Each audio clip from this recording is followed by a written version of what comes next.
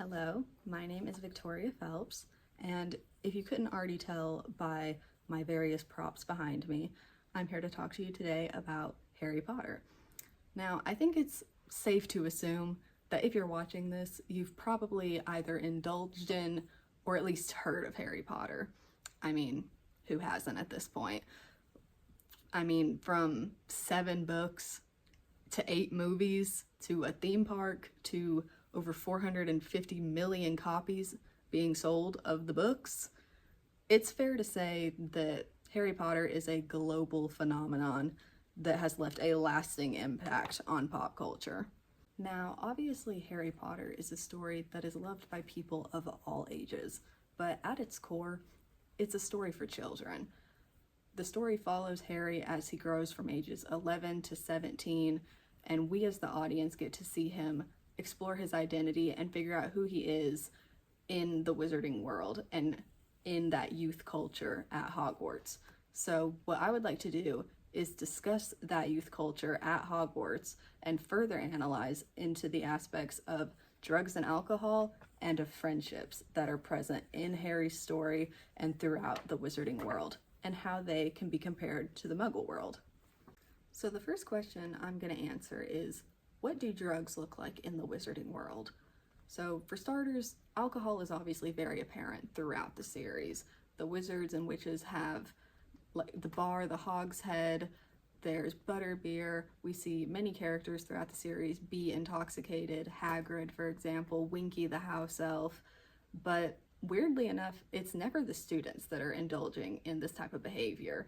It is almost always an adult figure or a teacher or other. The students at Hogwarts do drink butterbeer, but it's stated in the books that it's really not strong enough to even do anything. So even though alcohol is very apparent, very present throughout the story of Harry, it really has no effect on the youth culture at all at Hogwarts, at least from Harry's perspective. Now, as for drugs besides alcohol, there's really no notable presence of anything like that in the series. In the 5th book, we do get a brief mention of something called Barufio's Brain Elixir and Powdered Dragon Claw, both of which are described as stimulants that produce drug-like effects and, if overindulged in, could be deadly. But we never hear anything about anyone actually taking these or anything like that. But on another hand, I would make the argument that certain potions throughout the series could be considered drugs. Take Felix Felicis, or Liquid Luck. Take that as an example. When Harry takes that in The Half-Blood Prince, pretty much anyone who watches the scene or reads the book could say that he is acting like an intoxicated person. But as an audience member, it was quite entertaining because of that, we got multiple funny moments, such as this. I'm so sorry, I didn't... Oh, don't worry yourself, you're not alone. Seriously misunderstood creatures spiders are. It's the eyes, I reckon, they unnerve some folk. Not to mention the pincers.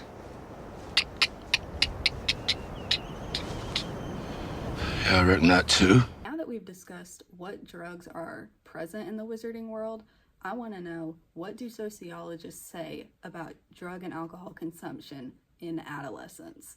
So, for starters, a quote from a study by Fabrizio et al. 2013 states, "Sociality appears as a crucial element in young people's tendency to associate alcohol and drugs with an effect of relaxation and disinhibition that makes social relations easier.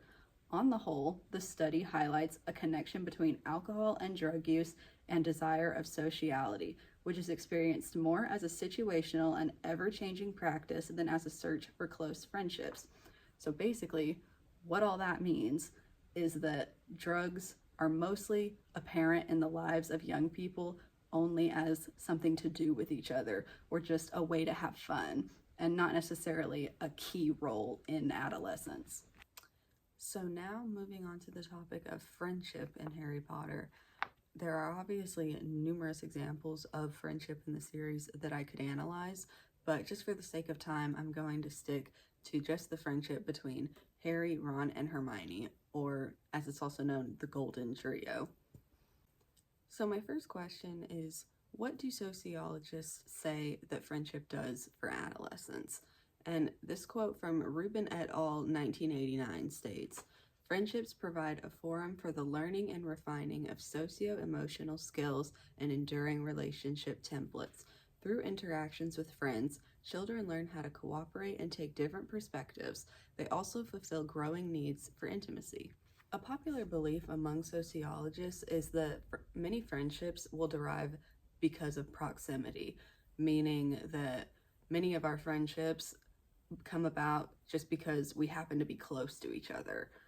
And I feel like this can be applied to Harry, Ron, and Hermione, especially Harry and Ron. I mean, for example, Harry first meets Ron at platform 9 3/4 whenever they both happen to be trying to board at the same time, and then they end up in the same train cart together. That's where Hermione then joins them, and then, I mean, after that, they pretty much are attached at the hip. For example, Oculus Reparo. That's better, isn't it? Holy cricket! You're Harry Potter! I'm Hermione Granger. And you are? Ron Weasley. Pleasure. It's probably likely that you've heard the saying, "birds of a feather flock together," but what does that actually mean?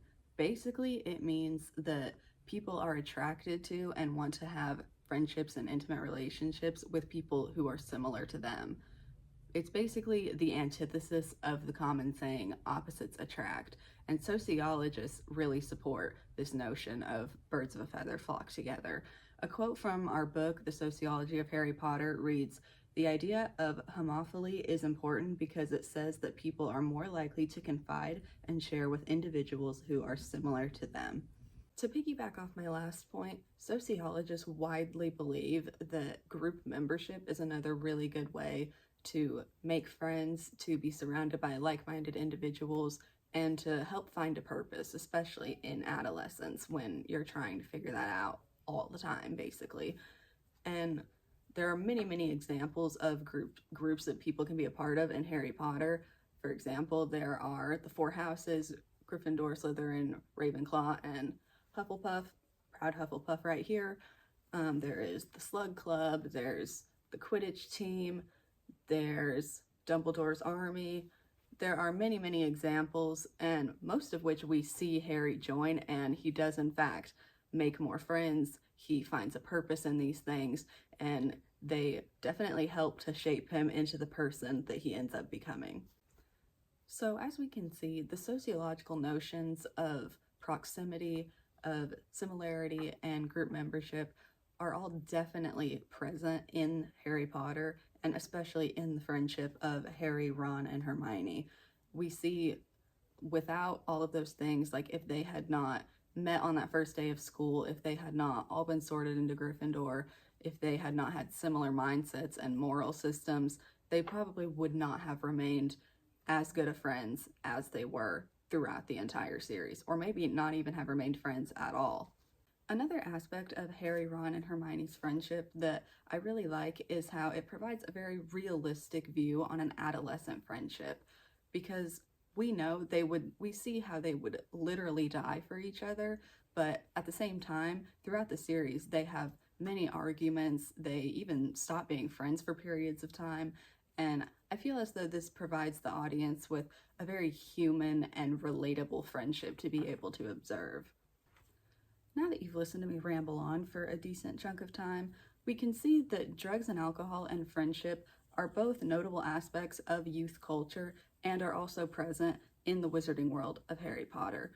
And although drugs really don't play a role in Harry's story specifically, or really they don't seem to be much of a problem in the wizarding world at all, which the Muggle world could learn from that. Friendship obviously played a bigger role in Harry's story and is present throughout the series, but being able to look at friendship and drug consumption as parts of youth culture through a sociological lens allowed us to better understand the workings of the wizarding world and to be able to draw comparisons to the Muggle world and to see things in these topics that we previously could not see. with that, I'm going to conclude the video. So if you're still watching, thank you for watching. I hope you've enjoyed. And now if you'll excuse me, I have to go edit this entire video. So I'm going to completely, authentically disapparate from this video.